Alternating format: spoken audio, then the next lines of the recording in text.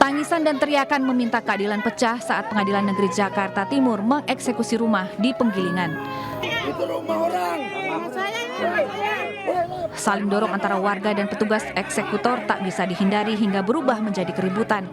Warga berteriak meminta agar eksekusi itu dihentikan.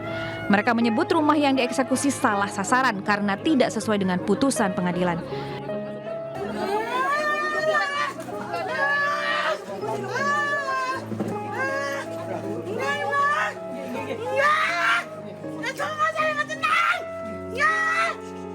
Kuasa hukum termohon eksekusi menegaskan bahwa alamat yang diajukan oleh pemohon eksekusi tidak sesuai dengan lokasi objek sengketa. Perbedaan alamat objek ini dinilai penting dan menjadi dasar pengajuan penundaan eksekusi. Namun hingga kini belum ada pernyataan resmi dari pemohon dan juga pihak Pengadilan Negeri Jakarta Timur. Dari Jakarta, Rio Manik, iNews melaporkan. Pemirsa, coba bayangkan Anda sedang santai di rumah, tiba-tiba macan tutul masuk. Nah, ini terjadi di permukiman padat di Bandung, Jawa Barat dan membuat geger warga.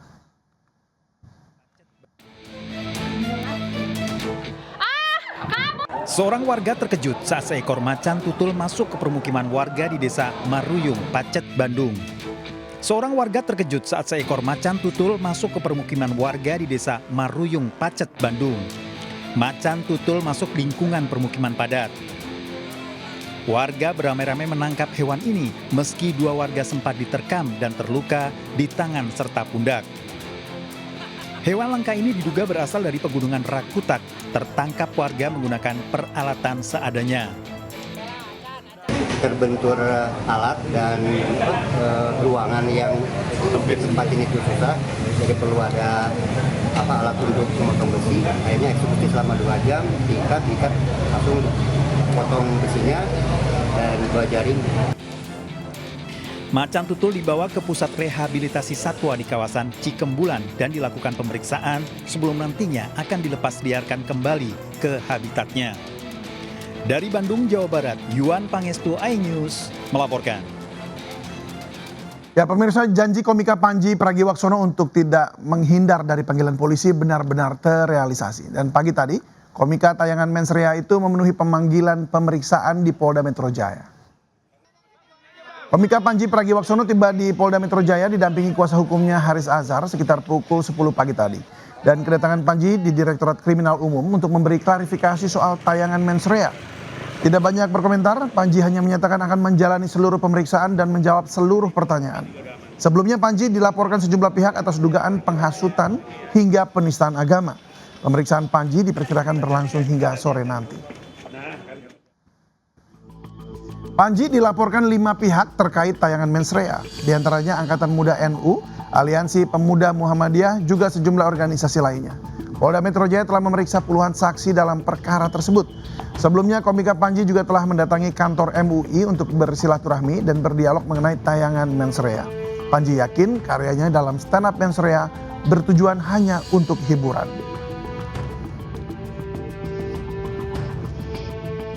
Ya, sudah ada Dilami Aulia di Polda Metro Jaya. Dilami, apa yang menarik dari pernyataan Panji sebelum menjalani pemeriksaan?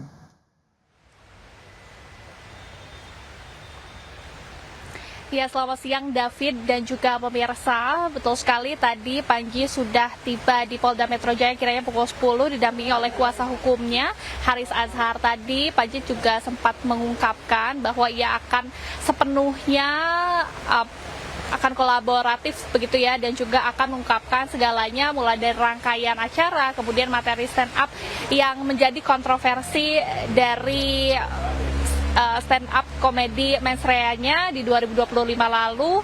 Dan juga yang menarik tadi Panji akan berjanji begitu ya, akan mengungkapkan apa yang ia klarifikasi saat pemeriksaan kepada penyidik gitu ya, kepada awak media nanti di sore hari. Tadi juga dari pihak kuasa hukum mengungkapkan bahwa agenda pada hari ini lebih ke ngobrol-ngobrol dengan pihak kepolisian terkait dengan titik berat yang menjadi poin daripada 5 pelapor ini begitu ya, David dan juga pemirsa. Selain itu, kalau kita melirik kembali dari pihak kepolisian juga sebelumnya telah memeriksa ada 2 saksi utama, yakni opener dari stand up komedi Mensrea Panji, yakni ada AAD dan juga DWM, yang diungkapkan terkait atau ditanya terkait dengan rangkaian acara dan juga sejumlah materi terkait dengan stand up komedi Mensrea. Kemudian selain dari 2 orang tersebut, ada juga sejumlah pihak lain yang menjadi saksi, termasuk para ahli yang dimintai keterangan terkait dengan materi stand up komedi dari Mensrea. Tentu dalam hal ini pihak polisian juga tetap berprofesional dan juga melihat berbagai sisi, baik itu saksi maupun dari saksi ahli. Kemudian David dan juga pemirsa, ada 5 laporan atau 5 pihak yang melaporkan Panji. Salah satunya adalah Angkatan Muda Nahdlatul Ulama, ya, ini terkait dengan penistaan agama. Nah, tentu selain dari Panji, nantinya mungkin pihak polisian akan memanggil sejumlah saksi-saksi lainnya untuk kelengkapan pengembangan kasus. Sementara demikian, kembali ke David. Baik, terima kasih Dilami untuk informasinya. Kami tunggu update selanjutnya. Selamat bertugas kembali. Pemirsa, ketika sedang tidur malam, tiba-tiba warga harus berhamburan keluar rumah akibat guncangan gempa. BMKG menyebut gempa di Pacitan, Jawa Timur dini hari tadi dianggap gempa dangkal dengan kekuatan besar. Data sementara, 1 orang meninggal dunia.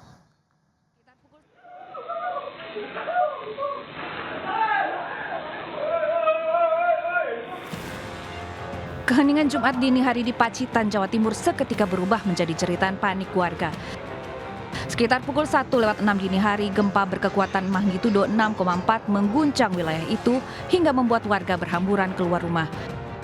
Guncangan gempa bahkan dirasakan hingga ke Solo Raya di Jawa Tengah. Warga mengaku gempa yang mereka rasakan kali ini terasa lebih lama bila dibandingkan dengan gempa sebelumnya. BPBD Pacitan mendata gempa menyebabkan 5 rumah rusak dan 1 orang meninggal. Selain itu, gempa juga turut dirasakan hingga ke Kabupaten Bantul, Yogyakarta. Data dari BPBD Kabupaten Bantul tercatat sedikitnya 4 bangunan rusak serta 7 orang luka. Sebagai negara yang berada di wilayah cincin api Pasifik, Indonesia sering mengalami gempa. Saat gempa terjadi, warga diimbau agar tidak panik dan segera berlindung di bawah meja yang kokoh. Namun bila berada di luar ruangan, segera menjauh dari pohon atau tiang listrik. Selain itu, bila gempa terjadi ketika Anda berkendaraan, sebisa mungkin hindari untuk parkir di bawah pohon atau bangunan. Tim Liputan iNews melaporkan. Nyawa menjadi taruhan saat pasien cuci darah tidak bisa berobat. Tidak ingin kejadian seperti itu, Menteri Sosial menegaskan rumah sakit tidak boleh menolak pasien cuci darah karena kartu BPJS warga kurang mampu mendadak tidak aktif.